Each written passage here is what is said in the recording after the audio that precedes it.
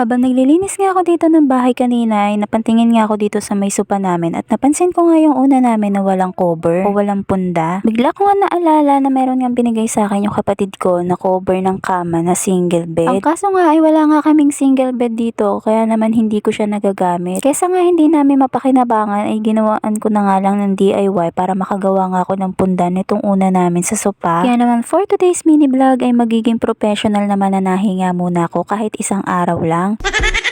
Bago ko nga ma-set up yung camera ko dyan ay naready ko na nga yung mga gagamitin kong sinulid, karayom at saka pinagugupit ko na nga rin tong tela na gagamitin ko. At nang ma-ready ko na nga lahat ng gagamitin ko ay nag-start na nga agad ako dyan manahe. Nakagawa na nga agad ako ng dalawa dyan. Pasensyahan nyo na nga yung itsura ng mukha ko dyan kung medyo nakasimangot. Paano ba naman sobrang init dito